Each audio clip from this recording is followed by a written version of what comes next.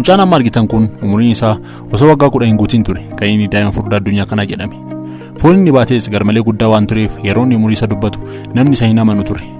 Ulfaatinni abbaa isaa fi haadha isaa iyyuu osoo walitti hidhamee amma ulfaatina qaama mucaa kanaa hin ga'u ture. Bara 2016tti umurii isaa waggaa 10tiin ulfaatinni qaama isaa paawundii 423 yookaan kiiloogiraama 192 ga'a ture. Kanaanis galmee dinqisiisoo yookaan World Guinness Book irratti daa'ima furdaa addunyaa kanaa jedhamuudhaan maqaan isaa kan katabame. Daawwattoota keenya har'as sagantaa ajaa'ibsoo kan biraatti walitti deebineerra. Chaanaalii keenya irratti viidiyoowwan ajaa'ibsiisoo adda addaa kan argattan waan ta'eef subscribe gochuudhaan nu hordofaa. Viidiyoowwan kana dura hojjennes duubatti deebi'uudhaan ilaaluu dandeessu. Egaa gara qophii har'aaf isinii qabadhee dhufee itti adeeminuuti waa'ee mucaa daa'ima kanaa addunyaan guutuu ajaa'iba jechisiise kanaa haa ilaallu. Mucaan kun bakki dhaloota isaa Indooneeziyaa West Java yeroo ta'u baay'ee guddaa ta'uu isaarraa kan ka'e qaama isaa illee kan inni dhiqatu mana keessatti osoo hin taane alattidha gargaarsa nama biraatiin kan inni dhiqatu. Mucaan kunis akka hiriyoota isaatti fiigee taphachuu dhiisaatii yeroo inni miila isaa kaasee deemuudhaaf yaalu ture. Kanaaf hafuurri isaa hanqatee kufu. Kanarraa ka'uudhaan mana barumsaa illee deemuu dadhabeet mana taa'uuf dirqame. Uffata qaama isaatiif ta'u akka garaa isaatti waan hin arganneef yeroo baay'ee qullaa taa'aa ture. Mucaan kun jalqaba yeroo dhalatu akkuma ijoollee kaanii kiiloogiraama 3 ture.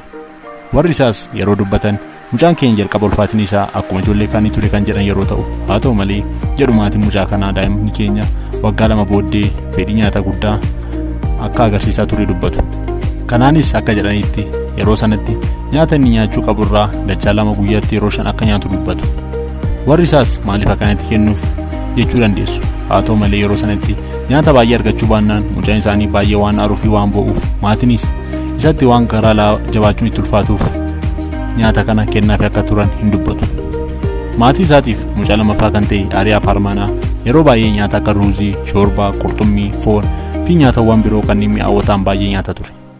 Yeroo rafullee baay'ee kan rakkatu yeroo ta'u akka barbaadetti rafuudhaaf furdina qaama isaarraa kan ka'e qilleensi waan isa hanqatuuf girgiddaatti hirkachuudhaan ture kan inni rafu. Ho'i biyya sanaa nama akka isaatti dhiisaatii warreen kaaniifuu ulfaataa yeroo ta'u inni immoo mana isaanii fuulduratti boolla bishaaniin guutame keessa oola. Mucaan kun galmee dinqisiisoo addunyaa irratti barraa'uu isaatiin addunyaa guutuu irratti beekamaa ta'uu danda'eera. Haa ta'u malee mucaan kun baay'ee kan rakkate yeroo ta'u rakkina isaa kanaafis furmaata argachuudhaaf gara doktoroota deemus ka'umsii fi furdinni isaa kun beekamuu hin dandeenye. Haa ta'u malee doktoroonni akka dubbatanitti furdinni mucaa kun haala kana amma jiru kanaan dabalaa yoo adeeme dhiibbaa guddaa akka irraan ga'uu fi du'aaf illee akka saaxilu dubbatu. Kanaanis doktoroonni qorannaa yeroo dheeraa irratti gochuu eegalan. Yeroo doktoroonni gara mana isaa dhufuudhaan qorannoo gochuuf yaalanitti Aariyaan harka isaa illee olkaasuudhaaf yeroo yaalutti dhukkubbiin akka itti dhaga'amuu fi baay'ee akka itti ulfaatu dubbatu. Yaala isaa kanaanis doktoroonni sababiin furdina isaa kun dhibeedhamoo nyaata garmalee nyaachuu irraa dhufe kan jedhuuf qorannoo hedduu gaggeessan. Haa ta'u malee dhibee tokkoyyuu keessatti hin argine ture. Kanaafis doktoroonni akka jedhanitti ka'umsi furdina mucaa kanaa nyaata garmalee nyaachuu irraa dhufe jedhu. Doktoroonnis nyaata hir'isuu akka qabuu fi ispoortii hojjechuu akka jalqabu itti himan. Doktoroonni kanaa jedhan malee mucaan kun yeroo xiqqoo booda akka du'u jala sararanii itti himan.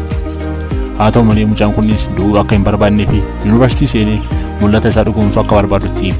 Kanaanis mucaan kun ispoortii kan jalqabee fi yaala baqaqsanii hodhuu godheera. Kunis fedhii nyaata isaa hir'isuudhaaf ture. Mucaan kunis ciminaa fi dadhabina waggaa 3 booda furdina qaama isaa sirreessuu danda'eera. Suura isaas yeroo marsaa hawaasaa irratti gadi lakkisu uummanni addunyaa hundi baay'ee ajaa'ibsifate. Mucaanuma sanatu qaama namaa sirrii qabate jedhanii amanuun itti ulfaate. Inni garuu anuma jechuudhaan gammadee as ba'e. Kunis ta'uu kan danda'e leenjisaa faana ispoortii addaan hin cinne waggaa 3 hojjechuudhaan mucaan kiiloogiraama 192 kun kiiloogiraama 109 ofirraa gatuudhaan gara kiiloogiraama 83tti qaama isaa sirreessuu danda'eera. Egaa mucaan kunis yaalii yeroo dheeraa booda qaama isaas haala gaariidhaan jijjiiruudhaan hojii isaa guyyaa guyyaa seeraan dalaguu danda'eera.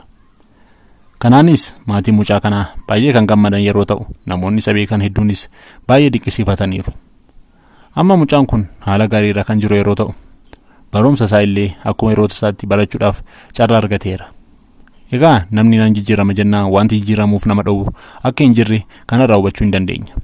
Dadhabbinaa fi xiiqii guddaa booda qaama nama sirriis argachuu danda'eera.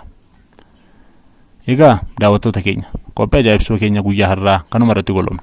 Isinis yaada keessan waan sirrachuu fi itti dabalamuu qaba jettanii yaaddan koomentii irratti nuuf barreessaa. dabalataanis subscribe gochuudhaan maatii keenya akka taatan isin affeerraa. Qophii ajaa'ibsoo kan biraatiin hanga walitti deebinutti bakka jirtanitti hundi keessaniyyuu nagaan nuuf tura.